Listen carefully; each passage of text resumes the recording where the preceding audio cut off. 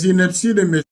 Réaction de la Conférence épiscopale nationale du Congo Senko aux inepties de M. Jean-Pierre Bemba, vice-premier ministre et ministre des Transports et Voies de Communication du gouvernement de la RDC. La Senko a suivi avec grande consternation, mais sans réelle surprise, les inepties de M. Jean-Pierre Bemba sur les ondes de la radio Top Congo en date du 9 juin 2025.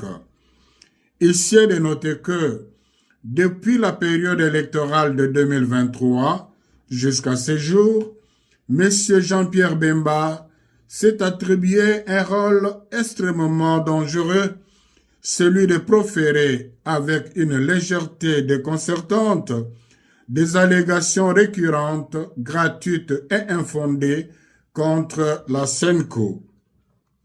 Il multiplie des déclarations qui portent atteinte à la réputation de la Senko et risquent de compromettre le climat de confiance nécessaire à la cohésion nationale et au bien vivre ensemble dont le pays a tant besoin. En effet, au regard du contexte sociopolitique actuel, cette belliqueuse sortie médiatique donne à croire que M.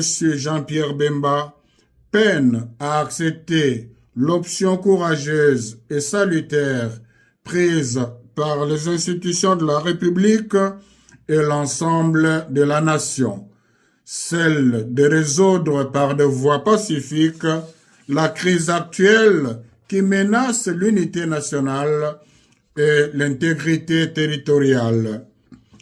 Il y a lieu de se demander si, avec ces propos, M. Jean-Pierre Bemba veut ramener le pays à l'époque où il avait fait tuer les innocents à Kisangani et à Kinshasa.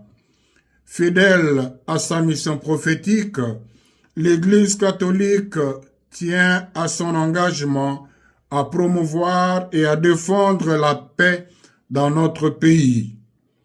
Il est donc inacceptable qu'un homme public mis par des considérations personnelles et une animosité manifeste envers ses concitoyens s'autorise à défier la raison, le bon sens et le respect dû aux institutions. Par ailleurs, il est étonnant que malgré la gravité des propos tenus par M. Jean-Pierre Bemba, il n'y ait aucune réaction des institutions de la République et de sa hiérarchie. Normalement, le procureur général, près la Cour de cassation, ainsi que l'Assemblée nationale, devraient se saisir d'office de ce dossier pour faire toute la lumière sur les différentes allégations et en tirer les conséquences de droit. La Senko exhorte les fidèles catholiques à prier pour les concernés afin que l'esprit de paix descende sur lui et le détourne de la violence dont il fait la promotion.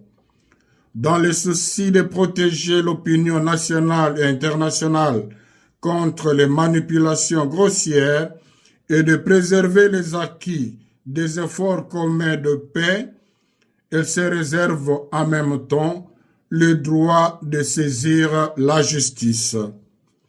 La Senko réaffirme sa détermination à défendre sans faillir les valeurs de vérité, de justice, de dialogue et de réconciliation. Elle invite le peuple congolais à ne pas céder à la manipulation, au discours de division ou de haine, et à demeurer vigilants, unis et mobilisés pour la préservation de notre bien-vivre ensemble, socle de l'unité nationale. Que par l'intercession de la très sainte Vierge Marie, Notre-Dame du Congo, le Seigneur bénisse la RDC et ses dirigeants. Je vous remercie. À la signature, Monseigneur Fulgence Mouteba, président de la Senko.